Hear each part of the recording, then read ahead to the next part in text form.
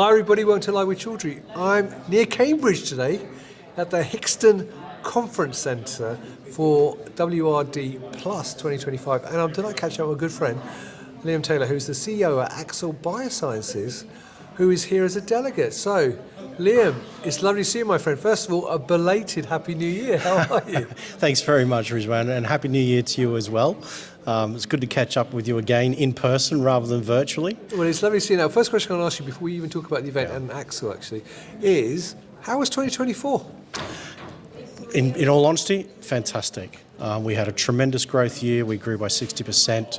We were both up in our services for CRO services for neuroscience and 15% plus up on products off the shelf. So really great year. I think very different to a lot of our peers in the industry, but we had a very difficult year in 2023. So I think the universe conspired in a favourable way for us last year. Well, I'm delighted to hear that, Liam. Now, for people not familiar with Axol, before we talk about the event, who are you and what do you do? Yeah, look, we are a iPSC company specialising in off-the-shelf products to support what I'm here to learn about more today is the organoid and organ-on-a-chip and microphysiological systems. This is a big part of our business, working with a lot of the collaborators that are exhibiting here today. There's one part, and the other part is in our contract research services. So we partner with all the big blue-chip biopharmas, particularly in discovery stage for diseases like ALS, Alzheimer's, Huntington's. Brilliant. Now, as a delegate, I mean, you were here last year, and as an exhibitor, you're here as a delegate this year.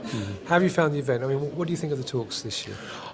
So, in all honesty, I didn't get to see that many talks last year, but the ones that I did get to see versus what I'm seeing here this morning, I thought really insightful talk by Thomas Hartigan. Although he couldn't make it in person, I've been watching him closely around the AI interface with organoids, organoid intelligence, so I found that really insightful.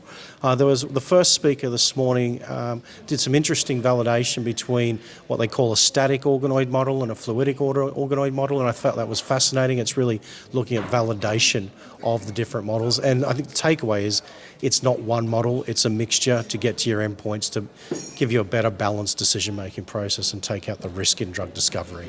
Fantastic. Now, one last question I want to ask you, Liam, before you go, because I know you've got to rush off, is what can we expect to see from Axol Biosciences in 2025? As much as you can reveal. As much as I can reveal.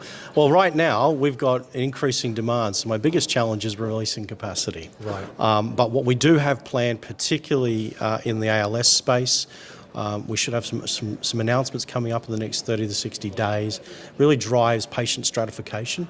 Models. So some people touched on that in there today around village models, stratification, organ-on-a-chip, whatever you choose to use. So we're excited about that. We've obviously still tucking in our recent acquisition in France, Phenocell. So we're going to build out more dermatological iPSC models with our sensories, and we'll also invest further in the retinal progenitor iPSC cell types for dry AMD research and hopefully macular degeneration as well. Fantastic. Well, look, it's lovely to see you. So there you go, viewers. Liam is almost saying watch this space because there's so much happening at Axol. So check out the link to Axol. I'll put it above this video as well. It's lovely to see you, my friend. Enjoy the rest of today and have a fantastic and successful trip. Cheers, Rizwan. Always a pleasure, mate. Thank you very much for your time. And viewers, thank you for watching. Until next time, stay well and stay safe. Bye-bye.